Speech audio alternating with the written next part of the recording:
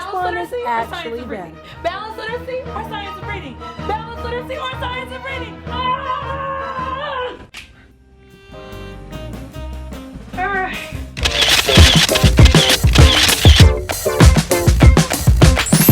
Hey fun people! Welcome back. Hi, my name is Aja.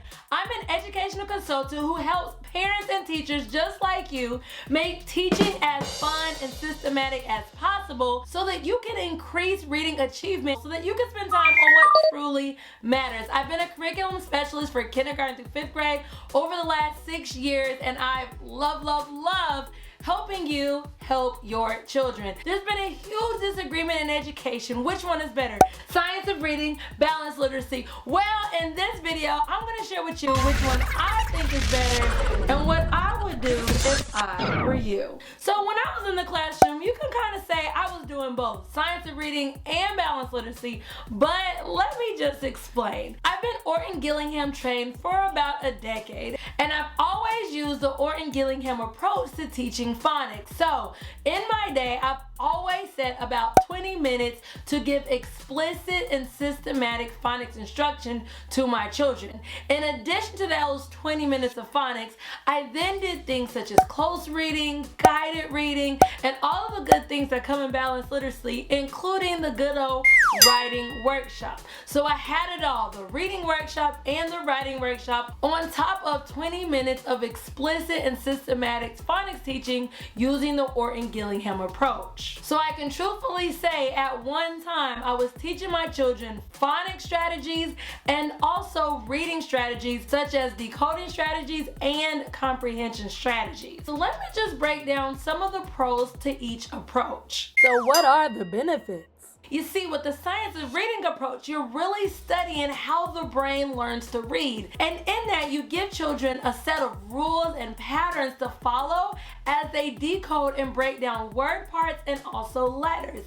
This allows children to be able to decode any word and allow them to understand the meaning of that word based on the meaning of the word's word parts. Now, growing up, I actually learned off of sight words and memorizing sight words, and I can truthfully say, yeah, that didn't work. That didn't work at all. What worked for me was truly when I was able to understand word parts and affixes and how those things affected the meaning of a word. That in and of itself to me is one of the biggest pros with the science of reading approach, because I wish that I had that growing up. Now, the other pro with the science of reading approach is that this approach allows you to truly understand how the brain understands how to read. And because of that, you're able to cater lessons in order to meet the needs of your children simply because you understand how they think. Now let's break down some of the pros with the balanced literacy approach. Now you see, I've been doing the balanced literacy approach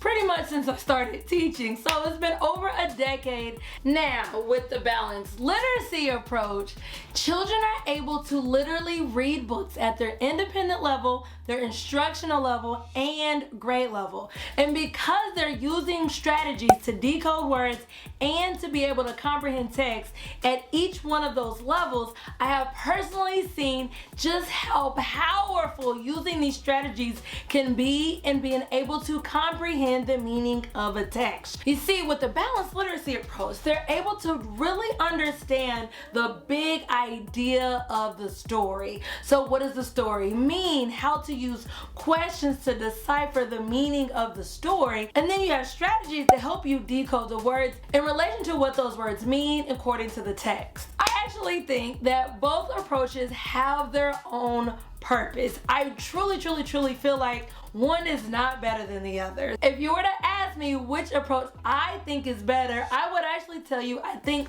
both are meaningful. And I truly think children need both, because if you really look at the meaning and the structure behind each one of them, they both play a major role. And they both hit all 5 pillars of reading. And as one that kind of was doing both at the same time, I feel like there's space for both of them in the classroom. Like, you can have an entire day where you do do balanced literacy and science of reading. Both approaches hit the 5 pillars of reading, which are phonics, phonemic awareness, vocabulary, fluency, and comprehension. And they both do that in a very different but systematic way. So who says you can't have both? Editing Aja here, and as I edit this video, I was like, I think I need to elaborate just a little bit more. When I say both, what I mean is the way that balanced literacy allows children to just fall in love with reading is something that cannot be duplicated or replicated, and that is the thing that I think we need to keep. When it comes to science of reading, the explicit and systematic lessons I have always been a fan of, because the mindset that kids are just going to magically learn how to read by picking up a book is just kind of unrealistic. There's nothing new under the sun. Everything we do in education just kind of like circles back around. So you already know right now the big push is science of reading, but in a few years they'll be right back to balanced literacy. So why do we have to choose? Why can't we do both at the same time? You too can easily teach reading by downloading this free ebook that serves as your all-inclusive guide to improving reading skills. I have to let you know that the doors are now open for the upcoming school year. I cannot wait to work with you. And if you're watching this video and you're like, I am so confused, what is the difference between science of reading and balanced literacy? You told me the pros, but what's the difference? Then that means you need to watch this video where I break it down. What is the difference between science of reading and balanced literacy? So I'll see you in that video.